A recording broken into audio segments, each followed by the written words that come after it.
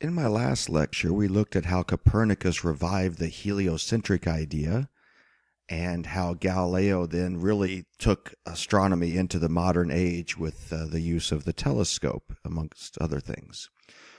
I want to start today at the same time period, essentially, as those two gentlemen, with two other gentlemen here that were hugely important in the history of astronomy, starting with one who maybe doesn't always get included in the story, a man named Tycho Brahe, but definitely an interesting character worth noting here.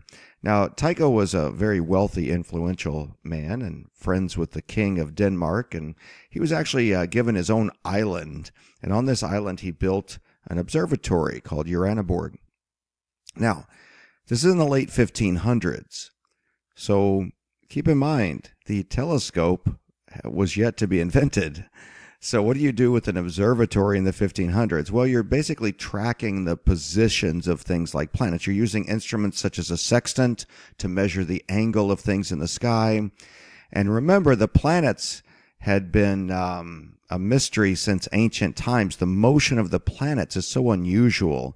And so that was something that everybody kept a careful track of. Now, of course, Tycho hoped to explain why the planets behaved like they did, but he never really was able to. There's also a supernova named after Tycho, the one of 1571. Obviously, lots of people saw this, but because he was sort of the most prominent astronomer of his day, we sometimes call it Tycho's supernova. Now, he's sometimes also called the last of the great naked eye astronomers, the last great astronomer that wasn't able to utilize a telescope. There's also probably the most prominent crater on the moon is named after him, Tycho Crater, which is in the very southern hemisphere of the moon. It's one of the newer craters on the moon, so it stands out in the south part of the moon. You can probably almost see it with the naked eye. It stands out so much. Anyway, one of the things that Tycho did was hire a young man from Germany, a mathematician named Johannes Kepler. Now, it turns out that instead of being a mentor to Kepler, Tycho pretty quickly became jealous of him because he realized that this young man was very brilliant and that he might figure out the laws of the planets, the laws governing the planets before him. Well, it turns out that that was actually something that he should have feared because Kepler was able to do just that. Now, before we continue and talk about what Kepler figured out, I just want to mention some very fascinating history. As I mentioned, Tycho actually was jealous of Kepler and held him back. He purposely was not giving him access to all of the information, all of that data that Tycho had been collecting for years and years. He was trying to hold Kepler back.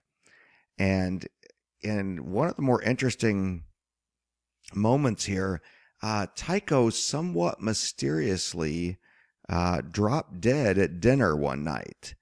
And historians have had a ongoing theory that Kepler, one of the great scientists of all time, murdered his boss.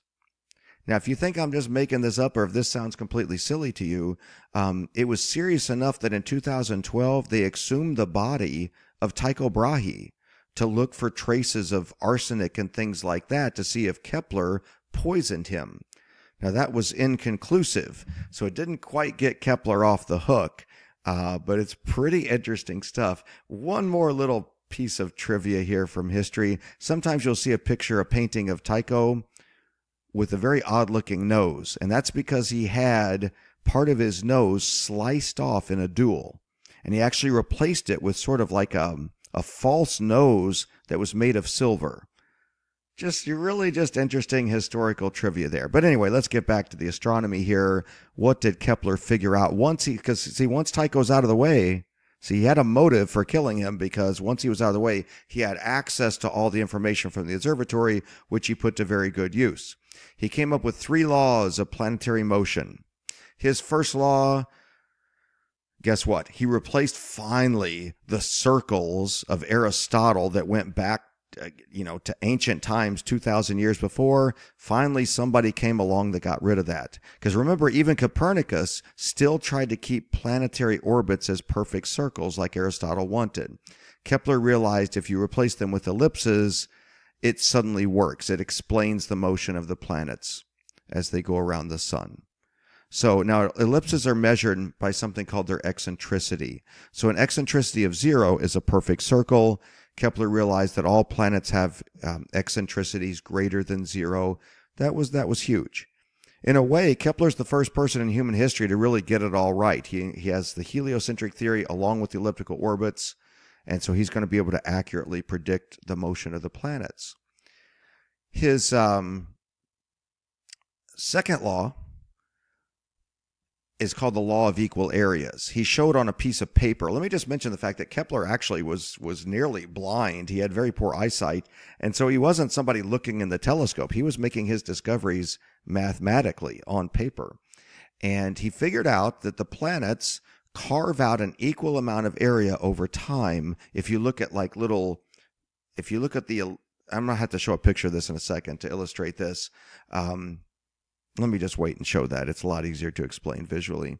But anyway, the result, the net result of this is, for this to be true mathematically, it turns out that planets have to speed up as they're close to the sun.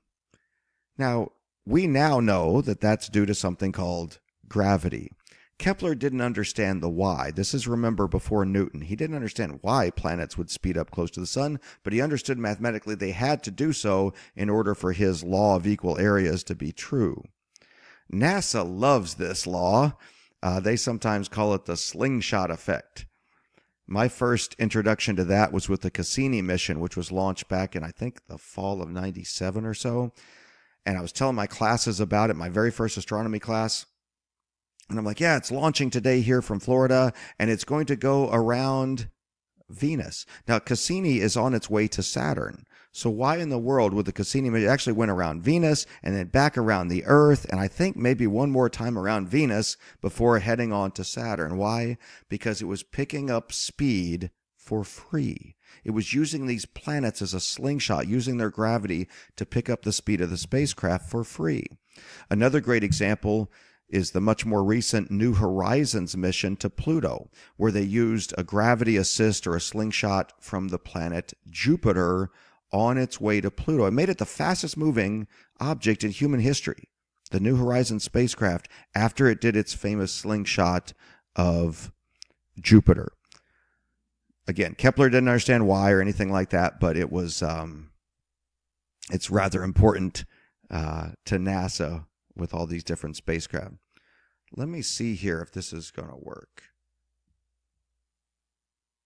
Oh, I don't think so. Shoot. Let me see if I have a...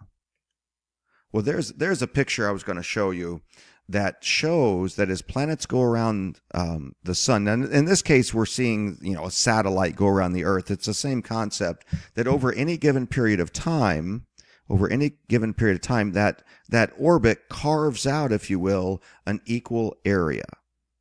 Now, take a look at this. Let me see if this will pop up here. So look, out here, that satellite is carving out thin slices. But over here, closer to the Earth, look at this. The satellite has to carve out a really big area to end up with an equal area. It has to go from here all the way over to here in the same amount of time. That means if you're going a farther distance in the same amount of time, guess what? You're going faster. So Kepler figured out on paper that planets had to be going faster close to the sun. Now, that was in about 1609. He spent the next 10 years working out his masterpiece, his third law, sometimes called the law of harmony. There it is. It's that equation. The period of a planet squared is equal to a constant times its distance from the sun cubed. Now, to be specific, because this is an ellipse, you can't just use radius. So the letter A there stands for the semi-major axis of the ellipse. It's sort of like the longest part of the ellipse, if you will. Anyway, long story short, it says that planets farther from the sun take longer to go around the sun. That's exactly what you'd expect, right? If they're farther away, they're going to take longer. And it turns out it's a fairly simple relationship, the cube of the distance and the square of the time. are proportional to each other. That's amazing. That one little equation, I just want to make sure you understand this, that one little equation explains the motion of the planets, of the asteroids, of the comets. Everything in our solar system works according to that equation. It's incredible. Absolutely incredible. That was from 1619. The year 1619, that one equation still works beautifully today. So that's a little bit about Kepler and his discoveries, and a shout out to Tycho Brahe, who collected all the data that Kepler ended up using. Lots of fascinating history and lots of very interesting physics and astronomy there. Thanks for listening.